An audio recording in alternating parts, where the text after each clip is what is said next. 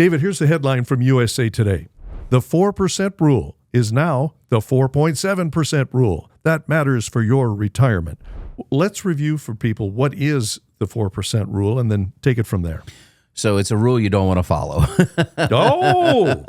So a lot of people swear by the 4% rule. They consider it the gold standard. No. Well, not in David Brooks' world. They need to take into account what's called sequencer returns, which is not brought up by the 4% rule. In fact, we disprove that every day in our conferences. We show what we call rate versus range with our clients. Okay, even though you don't accept it, would you define for people what the 4% rule is? Real simple. So go ahead. So a financial advisor, Bill Benjen, wrote an article. He was likes kind of math, and so he wrote an article that this is like 20 or 30 years ago, right? Yeah, it's like 1987. So this is a while ago, and. For the Journal of Financial Planning, and he just talked about the idea was, hey, if you allocated your assets, and back then it was 50% into long-dated U.S. Treasuries. Chip, you won't want to know the exact number here, but just take a guess. Where do you think 30-year Treasuries, what was the yield on those in 1987, do you think? I don't know. Was it 4%? Try 15. 15%. Okay. 15%. So half your portfolio in a government guaranteed bond paying 15%, half your money in the equity market, basically. And then if you withdrew 4% of the value, in theory, you should never run out of money. The idea is he wanted to make sure your money would last 30 years or longer, a full retirement. Well, that's not hard to do if you're getting 15% guaranteed rate of return on half your portfolio, is it? However, everything works if you're getting a 15% return. Well, let's just flash forward. Let's say you retired in 1987, right? And oh my gosh, do you remember what happened to the equity market in 1987? No. We had a one-day drop, one day, Chip, of over 20%. Black Monday, we called it, in 1987 in October. Imagine you retired that year and your portfolio is swimming along. You're up about 8% on the equity side. You're getting paid 15% on the Treasury side.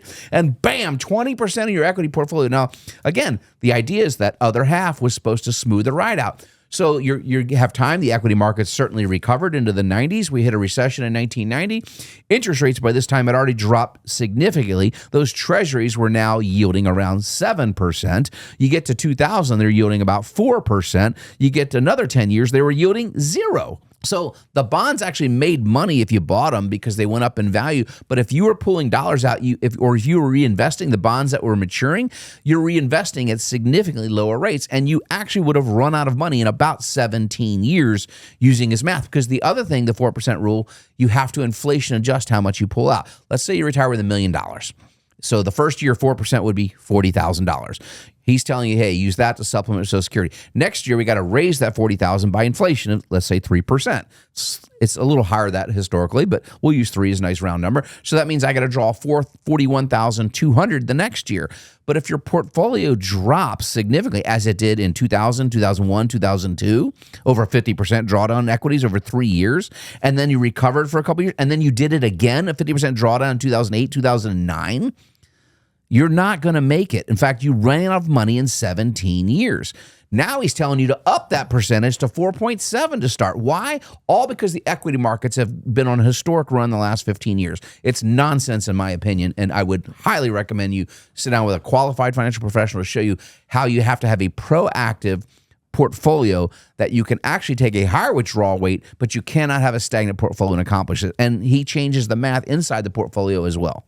So the 4% rule is too inflexible, leaves you vulnerable. It's one of those super generic rules of thumb that can get you in a lot of trouble if you don't understand the mechanisms behind it. And again, it's a lot to cover on the radio here, but this is one of the things literally typically in a first appointment that I used to always cover is explain how the 4% rule worked and why it was flawed math and how you can get around it. But again, that is why we think you should work with competent, experienced professionals. All roads lead back to one of your favorite mantras, you don't know what you don't know. Absolutely. So check with a professional. Now, we didn't get into how would that 4% withdrawal be taxed, Chip? Hey, if you're looking for more content like this, make sure you check out these videos and don't forget to like, subscribe, and ring the bell so you'll be notified when we publish more content that will help you retire smart. Thanks for watching.